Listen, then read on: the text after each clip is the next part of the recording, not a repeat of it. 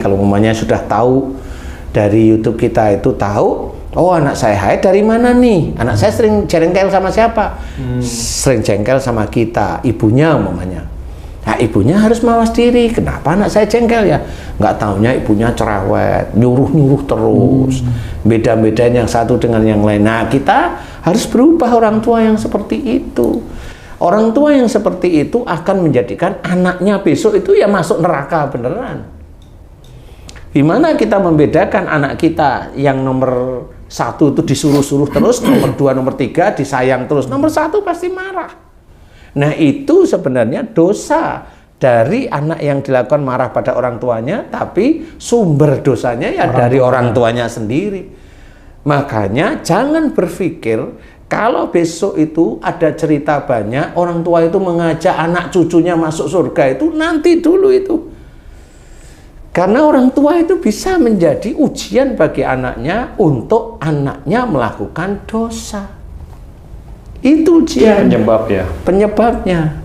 Nah, kalau sudah begitu, apakah anaknya, bapaknya kemudian masuk surga? Wallahu a'lam sekarang. Lah kalau itu terus-terusan rentetan sampai puluhan tahun terus-menerus, gimana mau masuk surga? Ini hanya cerita aja bahwa nanti anak, cucu, orang tuanya ketemu di surga bareng-bareng, enggak bisa.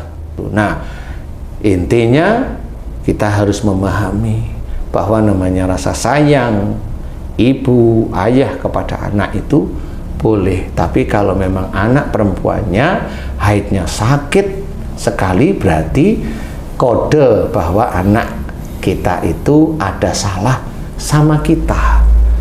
Nah, kita korek dengan siapa? Atau belum sama anak dulu, sama suaminya atau sama istrinya ngomong, ini kayaknya anak kita kayaknya ada marah sama kita, itu siapa ya Pak kira-kira? Harus koreksi. Ini namanya orang tua yang soleh dan soleha. Itu kuncinya, bukan hanya dikasih obat penreda nyeri, nah, iya boleh, tapi akhirnya kan dia tidak bisa menyelesaikan masalah keluarganya. Gimana dia bisa mengajak besok anaknya masuk surga kalau anaknya jengkel terus sama orang tuanya? Nggak ketemu. Nah ini yang harus kita ketahui. Makanya kita sebagai orang tua memang sulit untuk menjadi kita tahu diri kita sendiri, itu sulit. Kita lihat anak kita kekurangannya di mana, kita kasih nasihat yang baik. Kalau kita mau ngasih nasihat pada anak kita, kita berkaca pada diri kita. Introspeksi Pak Ustadz ya. Nasihat yang mau saya katakan kepada anak saya ini, saya sudah mengerjakan belum? Kalau belum, ya jangan dinasihati. Kalaupun itu memang penting bagi anaknya, jelaskan pada anak, nanti kita mohon ampun kepada Allah Ta'ala kalau kita belum bisa mengerjakan. Itu harus.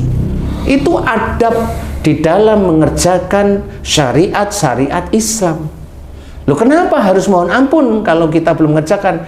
Lah ini sudah diceritakan oleh Allah Ta'ala. Kabura maqtan indallah yang taqulu ma la taf'alun. Ayat itu selalu ingat kita. Kemurkaan Allah amat dekat kepada orang yang menyuruh orang lain berbuat baik tapi dia tidak mengerjakan. Nah itu, kalau itu memang darurat untuk anak kita, lakukan. Tapi habis itu kita mohon ampun kepada Allah Ta'ala. Nah orang muslim itu jarang yang seperti itu, sangat jarang. Ngomong aja dia ngasih tahu orang lain, dia nggak mau ngerjain.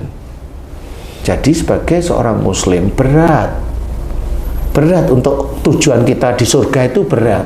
Tapi kalau tujuan kita hanya dakwah, ya begitu aja kalau dakwah. Tapi kalau tujuan kita surga, berat. Termasuk mendidik anak kita itu untuk tidak marah kepada orang tua, itu juga sulit karena kita masih ada ego sebagai orang tua. Inilah salah satu hal bagaimana anak ini jangan sampai marah kepada orang tuanya.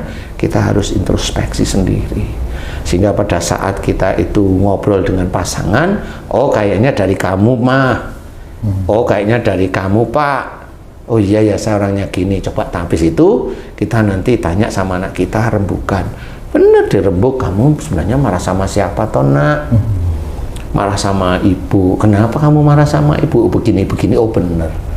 Disitulah Allah memberikan hidayah pada ibunya melalui anaknya ngomong. Karena ibu begini-begini itu hidayah. Tinggal ibunya mau berubah apa tidak. Itu sama seperti kalau orang Islam disuruh sholat, denger dia sholat, tahu dia sholat itu wajib, tapi dia jalanin apa enggak, kan begitu. Sama sebenarnya kalau namanya ujub, riya, sombong, bangga itu dilarang oleh agama kita. Tapi orang Islam yang begitu ya banyak, padahal tahu secara teori, termasuk kita, ya apa enggak kan gitu. Nah, disitulah sebenarnya kejatuhan orang-orang Islam nanti di akhirat ya di situ. Makanya di dunia ini ayolah kita berubah. Kalau ada anak kita sakit seperti itu, kasih tahu, kemudian kita juga berubah. Akhirnya kan keluarga kita itu sakinah, mawaddah, warahmah itu di situ. Bukan hanya cuma doa, doa itu boleh sama seperti kalau kita doa, ya Allah, aku mohon berikan aku rezeki yang halal dan thayyib dan berkah. Amin. Terus diem aja di kamar. Ya nggak bisa, ya harus kerja. Kalau hanya di kamar aja, ya hanya ngomong aja, nih amalin ini, ya begitu-begitu aja nanti kerjaannya. Nggak bisa, harus semuanya dikerjakan, dan semuanya dikerjakan lillahi ta'ala. Kalau ada ujian, selesaikan menurut syariat Islam, kan begitu. Insya Allah itu akan lulus nanti. Di akhirat akan lulus nanti. Kalau di dunia, kelulusan itu belum ada. Nanti di akhirat. Nah, nanti pada saat anaknya sudah paham, diajak mohon ampun kepada Allah Ta'ala. Jangan beginian, nah, jangan begini. Nanti kalau anaknya paham sama-sama, kemudian terbuka, baru nanti dilihat aja. Itu bisa aja kalau sekarang khusus benar serius mau berubah, insya Allah haid berikutnya atau 2 haid berikutnya sudah mulai aman.